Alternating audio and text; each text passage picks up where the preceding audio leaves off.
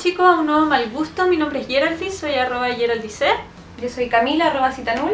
Y hoy les vamos a hablar de una verdadera película de culto, de la vieja escuela, clásico película de culto, de Darío Argento, del tiempo en que comenzó con las coproducciones italiana-estadounidenses. Trauma. La película se trata de una niña de 16 años, anoréxica, atormentada, que se escapa de su clínica, recurre a su familia, la familia la vuelve a llevar a la clínica, y que en medio de este proceso se cruza con un asesino en serie que está llevando a cabo una serie de decapitaciones. Trauma transcurre con el dolor y el sufrimiento de Aria frente a una figura muy potente que es la figura de su mamá, una figura muy dominante, y al mismo tiempo el drama de esa mamá que vamos descubriendo de a poco y, hacia el final. Sí.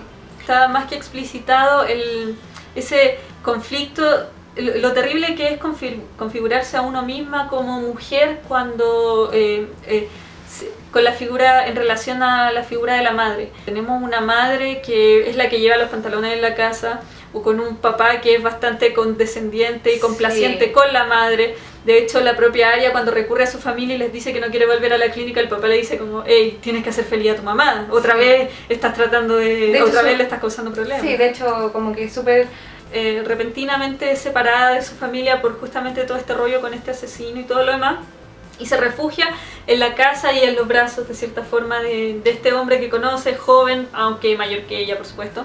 Está el tema, también el rollo de la mamá, que si bien se puede presentar como una mujer bastante bitch, así sí, como una cabrona total. Como una cabrona total, súper dominante, tú decías, ay sí, o sea...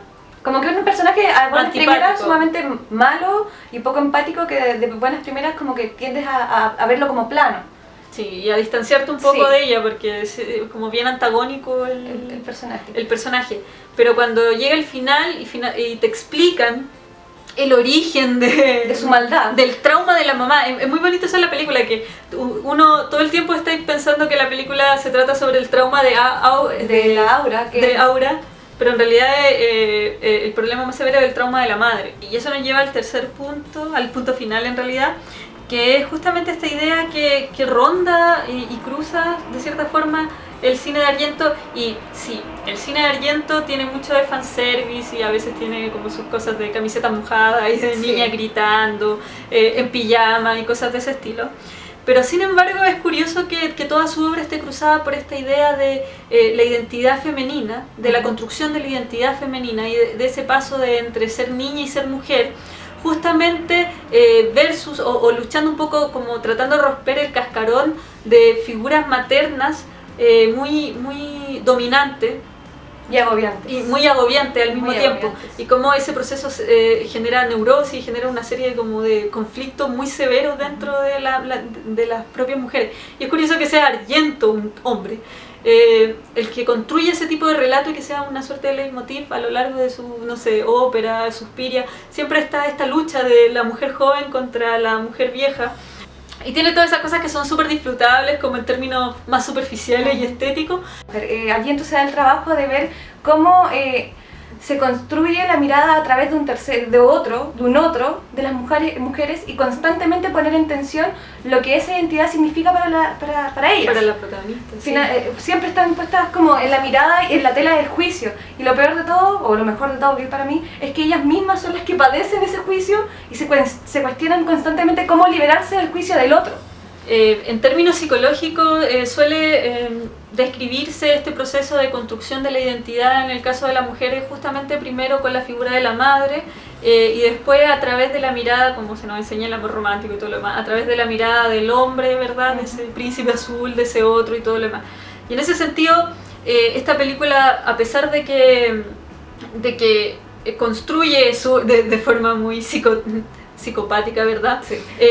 Esa dualidad, y primero está ella cautiva de su madre, ¿verdad? Y de esa figura, y luego de este hombre que viene a rescatarla y todo lo demás, y que no es un mal tipo, y es importante recalcar eso, no es un tipo que quiera hacerle daño, al contrario, se nota que él está genuinamente enamorado de ella, y que él de verdad la quiere rescatar y la quiere ayudar y se sacrifica a sí mismo por eso y todo lo demás, pero aún así la película termina con una escena muy bizarra de una niña que es notoriamente anoréxica como devolviéndonos un poco la pelota hacia la pregunta de, en realidad el tema de la anorexia es un tema súper severo y complejo, que se basa justamente En la mirada del otro.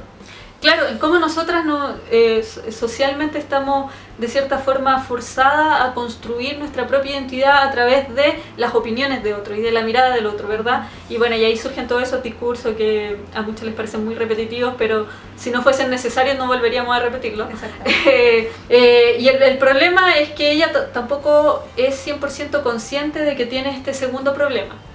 Nuevamente, este chico que nunca renuncia a ella, que nuevamente decimos que no es malo ni nada, pero él nunca renuncia a ella, es el único lugar donde ella encuentra el cobijo. Y también como que siento que también dice que ahí está la enfermedad, en una mujer que en vez de liberarse sola, prefiere cobijarse en otro, claro, para poder liberarse. Cae en los brazos. Claro, cae en los brazos de un otro que la salva. Y por eso la enfermedad no desaparece, porque las condiciones que han hecho posible la enfermedad no desaparecen. No desaparece. Y porque justamente no hay un cambio de mirada, no hay un cambio estructural en la vida de Aura. Básicamente pasa de una madre que tampoco la odiaba, o sea, tampoco, a pesar de que la madre tenía por razones muy justificadas una relación de odio con el padre y todo lo demás, ella no tenía una relación de odio con su hija, sino que más bien la ignoraba justamente porque estaba preocupada de cosas terribles, como de sus propios traumas y sus propios dolores. Claro, y no supo guiar a su hija entonces en el camino de convertirse en mujer. Y por lo tanto, y claro, también después conoce a este hombre que también la quiere y todo lo demás, pero que no está en condiciones de entregarle lo que ella necesita, porque lo que ella necesita está dentro de ella misma. Y fíjense que a pesar de ser el personaje que está sufriendo por causa de toda esta fuente externa, no es... el personaje de Aura no es directamente violentado por el asesino, en ese sentido creo que solo en un momento tratan como de atraparla, pero nunca trata como de asesinarla, básicamente, pero ella es constantemente violentada desde el minuto 1 de la película hasta las 2 horas que dura. Por el doctor que la droga para saber qué tanto se acuerda o no se acuerda del asesinato, o sea, del crimen que presenció, por la mamá que, como les digo, la ignora y después la arrastra de nuevo a la clínica, después por la amante del tipo que conoce, porque la tipa también está celosa de ella y la vuelve a arrojar a la clínica, así como cero solidaridad de género, da lo mismo, etcétera, etcétera. Después por la policía también. La policía que la acosa constantemente con preguntas, y ella está evidentemente en shock y no le pasa ni una frazada como en las series de policía.